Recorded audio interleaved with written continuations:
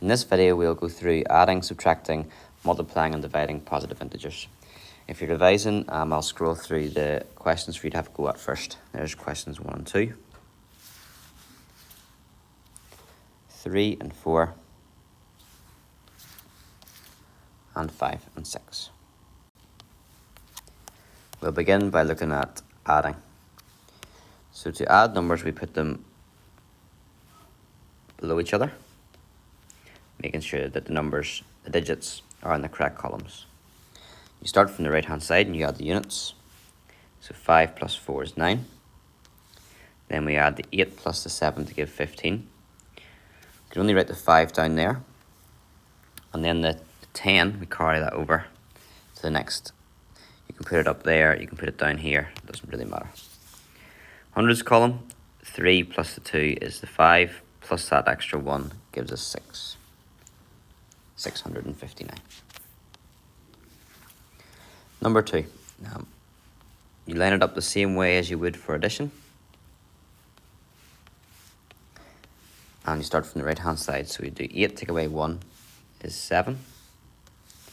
2 take away 7 you can't do. Because 7 is bigger than 2. So what you would do is take a 10 from here. Borrow or exchange, maybe we'd call it. So make this a 4 and bring a 10 over. We then have 12 take away 7, which is 5. And then 4 take away 3 is 1. Another example, 605 take away 287. We begin with trying to take 7 from 5, which you can't do. We can't borrow or exchange a 10 from here because there's nothing there. So we've got to go to the hundreds column and we will change that to a 5. Carry over that 10. Then we have to borrow one of those 10s, make that 9, and bring the 10 over here. So we've got 15 take away 7, which is 8. 9 take away 1. 9 take away 8, which is 1. And 5 take away 2, which is 3. Multiplying by a multiple of 10. If you're multiplying by a multiple of 10, you can break up that number. So instead of multiplying by 2,000, you can multiply by 2 and then multiply by 1,000. And that's because 2 times 1,000 is the same as 2,000. So you'd start off by doubling the 46 to give you 92. And then times that by 1,000, and that would be 92,000. Part B, we've got 1.2. You're going to times that by 300. So I would multiply it by 3, multiply it by 100, because 3 times 100 is the same as multiplying by 300. 3 times 1.2, 3 1.20s. That would be £3.60 or 3.6. When you times that by 100, you're moving the decimal point 2 to the right, or you're moving the digits 2 to the left, and you get 360. Number 4, dividing by a multiple of 10. So here we're dividing by 40. Like multiplication, we can break it up into chunks. We can divide it by 10 and then divide it by 4, because dividing by 10 and dividing by 4 is the same as dividing by 40. So if I divide it by 10, I would get 340. And then I've got to divide that by 4. That's not straightforward, so I've actually just got to do my bus stop method and divide through by 4. 4 doesn't go into 3, so we carry the 3 over. 8 4s are 32, with 2 left over, and 4 5s are 20. So your final answer would be 85. Part B. If you're dividing by 600, that's the same as dividing by 100, and then dividing by 6. So dividing by 600 is the same as dividing by 100 and then dividing by 6. If we divide it by 100, we take off 2 zeros is one way to think of it, or moving the digits 2 spaces to the right would be a better way to think about it. And then we're left with 840 divided by 6, which we'd have to do at the bottom. So 6 goes into 8 once with 2 left over. 6 4 is 24. So you're left with 140 as your answer. Question 5, we're going to multiply whole numbers. So we line it out like our addition and subtraction with the multiplied sign. And we're going to begin by multiplying 263 by the 7. So 7 times 3 is 21. Put down the 1 and you carry over the 2. Put it here. And then 6 sevens are 42. Plus the 2 gives you 44. So you put the 4 down and you carry 4 over.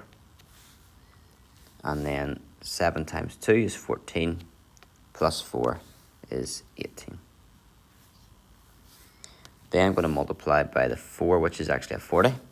So when you times by 40 times by 10, which puts down a 0. And then times by 4. So 4 times 3 is 12. Put down the 2 in the 12 and then carry over 1. I'm going to put it at the top this time. Then 4 times 6 is 24. Plus the 1 is 25. So put down the 5 and carry over the 2. And then 4 times 2 is 8. Plus the 2 gives 10. So we put down the 0. No need to carry over the 1. Just put the 1 here because there's no more multiplications to be done. You then add, starting off on the right hand side. 1 plus 0 is 1. 4 plus 2 is 6. 8 plus 5 is 13. 1 plus 1, that's the 1 plus the 1 I've carried over, is 2. And then 1. Dividing by whole numbers. So here we've got an awkward one. We've got to divide 729 by 13. Now you won't be familiar with the 13 times tables. You might need to do a few calculations at the bottom to help figure out the answers to these, which is absolutely fine. 13 doesn't go into 7, so we carry that over. And then the struggle is, how many times does 13 go into 72?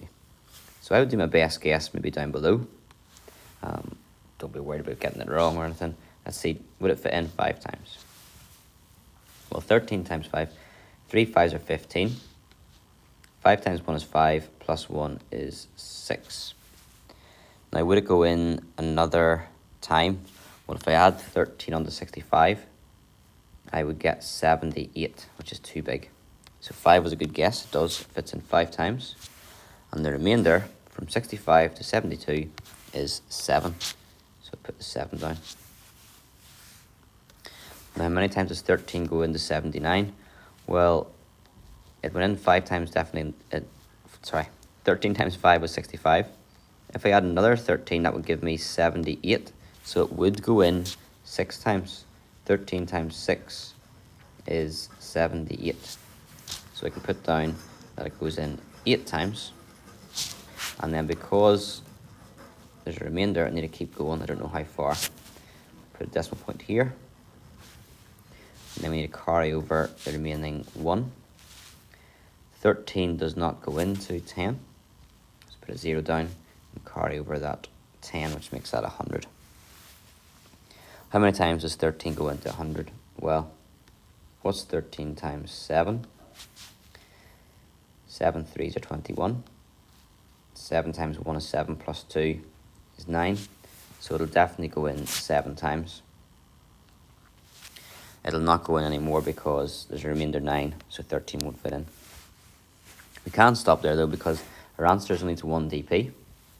If you're answering to 1 dp, you need to go as far as 2 dp because the number in the second decimal place will tell you whether to round the first number up or down.